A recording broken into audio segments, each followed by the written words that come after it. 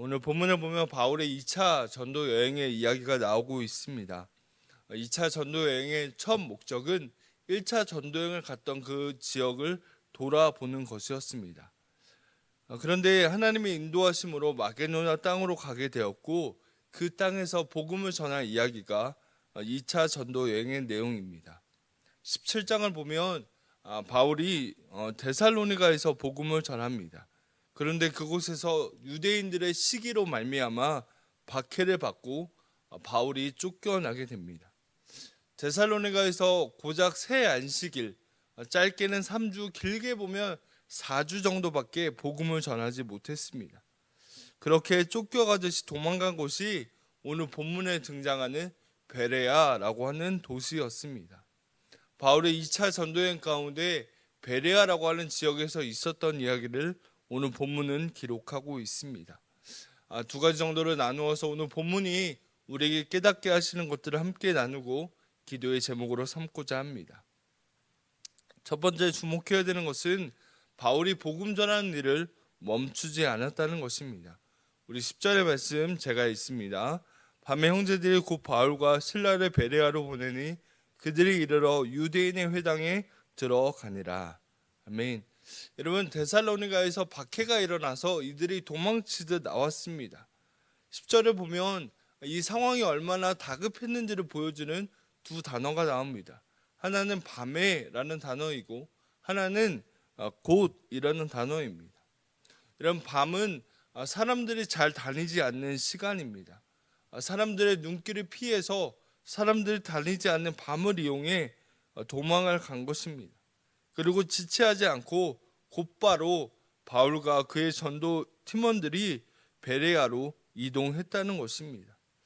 이런 10절의 이 두 단어를 보면 이들이 베레아로 이동하는 모든 과정이 굉장히 급박하고 긴박하게 이루어졌다는 것을 우리는 보게 됩니다.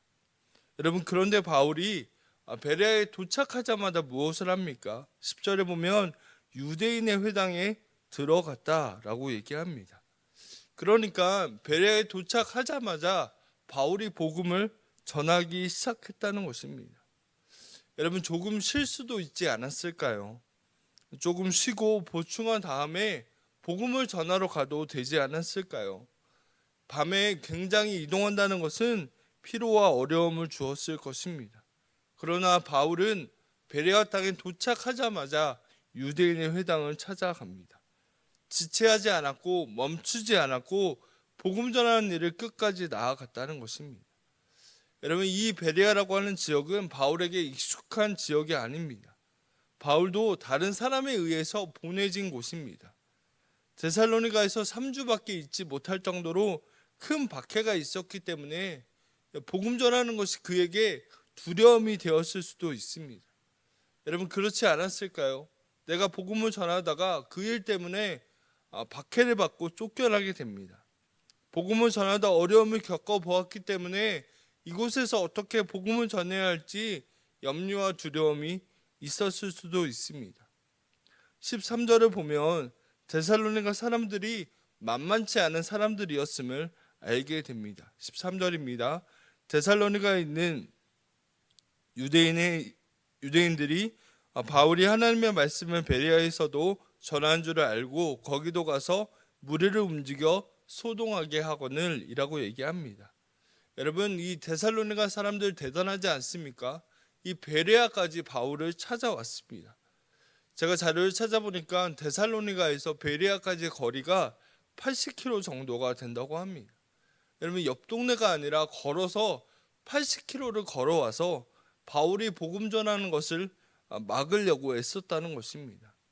여러분, 이런 괴악한 사람들, 이런 무지한 사람들이 데살로니가 사람들이었고 데살로니가 전후서의 배경이 되기도 합니다. 여러분, 이 정도로 무서운 사람들을 경험했기 때문에 바울은 조금 멈출 수도 있었을 것입니다. 그러나 바울이 어떻게 하냐면 조금도 지체하지 않고 곧바로 유대인의 회당에 찾아가서 복음을 전했다는 것입니다.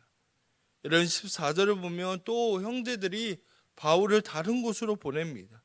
아덴으로 이동하는데 바울은 여기에서도 멈추지 않고 또 다른 곳으로 아덴으로 나아가서 복음을 전하는 것을 보게 된다는 것입니다. 사랑하는 성도 여러분, 우리는 어떠합니까? 우리는 복음 전하는 일에 어떠한 마음으로 살아가고 있는지를 한 번 더 점검하는 거룩한 새벽이 되기를 축복합니다. 우리의 삶이 얼마나 바쁘고 분주한지 모릅니다. 복음 전하기 힘든 어려운 상황들이 우리에게 얼마나 많이 있는지 모릅니다. 삶의 문제, 자녀의 문제, 재정과 관계 여러 어려움들이 우리의 삶에 있다는 것입니다. 여러분, 우리가 가족 전도를 선포하고 11월 23일에 복음을 전하려고 합니다. 여러분, 우리는 어떠한 마음으로 이 시간을 보내고 있을까요? 오늘 본문의 바울의 모습을 통해 우리의 마음과 삶을 되돌아보는 거룩한 은혜가 있기를 축복합니다. 바울은 피곤함을 이기고 회당을 찾아갔습니다. 데살로니가 사람들의 그 괴약함이라는 어려움을 겪고도 여전히 지체하지 않고 바울이 유대인의 회당을 찾아갔다는 것입니다. 그 무엇도 주님을 사랑하는 이 바울의 모습을 멈출 수 없었다는 것입니다. 여러분, 11월 시작하면서 우리 안에 이와 같은 결단이 있게 되기를 간절히 축복합니다. 하나님, 내 안에 이 십자가의 복음을 전하며 하나님의 사랑을 전하는 일에 멈추지 않게 하여 주시옵소서. 어떤 상황을 뛰어넘는 그 복음의 열정과 은혜가 내 안에 있게 하여 주시옵소서. 여러분, 그 은혜를 구하는 이 첫날 새벽 기도회가 되기를 간절히 축복합니다. 두 번째로 주목해야 되는 것은 이 베레아 사람들의 모습입니다. 우리 11절의 말씀은 같이 한번 읽어보겠습니다. 11절입니다. 베레아에 있는 사람들은 데살로니가에 있는 사람들보다 더 너그러워서 간절한 마음으로 말씀을 받고 이것이 그러한가 하여 날마다 성경을 상고함으로. 아멘. 여러분, 11절의 말씀 보면 유대 회당에서 바울이 복음을 전했을 때 베레아 사람들의 모습, 반응을 기록하고 있습니다. 이 사람들은 데살로니가의 사람보다 더 너그러웠다라고 얘기합니다. 여러분, 이 너그러웠다라는 단어를 다른 번역에서는 신사적이었다, 젠틀했다, 그리고 고상한 사람들이었다라고 번역합니다. 여러분, 왜 이들을 향해 고상한 사람들, 젠틀한 사람들이었다라고 했을까요? 왜냐하면 이들이 간절한 마음으로 말씀을 받고 이것이 정말 그러한가 하여 성경을 상고했기 때문입니다.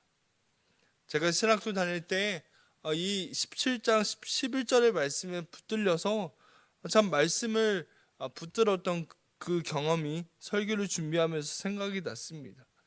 여러분, 하나님의 말씀을 놓고 씨름하는 것입니다. 성경에 나오는 이 말씀이 정말 진리인가? 내가 이 말씀대로 살아가면 내 삶의 역사가 있는가? 그러한 간절한 마음과 애씀이 이 베레아 사람들 가운데 있었다는 것입니다. 그냥 흘러가는 말씀, 기록된 말씀이 아니라 이 말씀이 정말 진리인가? 이 말씀이 내 삶에 그대로 적용이 되는가? 이것을 알기 위해 성경을 상고했다는 것입니다. 여기에 상고하다라는 단어는 자세히 조사하다라는 뜻을 가집니다. 하나님의 말씀이 정말 맞는지 실험하고 판명하기 위해 애썼다는 것입니다. 바울이 전하는 회당에서의 말씀을 듣고 이것이 구약의 말씀과 일치하는지 어긋나는지 정말 진리인지를 끊임없이 물었다는 것입니다. 여러분, 우리 안에 그러한 마음이 있습니까? 그 은혜가 있기를 축복합니다. 하나님의 말씀, 이 말씀이 나의 생명이기 때문에 이 말씀이 나에게 어떠한 의미이고 이 말씀이 나의 삶을 바꿀 수 있는지 끊임없이 씨름하는 은혜가 있는 것입니다. 그 결과가 무엇입니까? 12절입니다.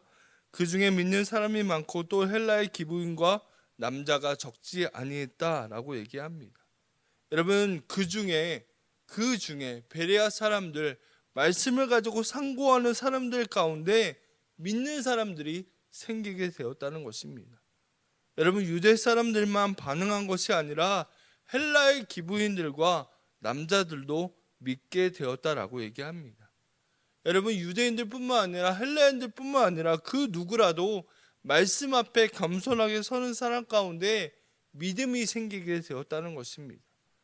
여러분, 말씀 안에서 답을 찾기 위해 애썼을 때 찾아오는 결과는 믿는 자가 더해지는 것이었다라는 것입니다. 여러분 시편 1장을 보면 복 있는 사람에 대해서 이야기합니다.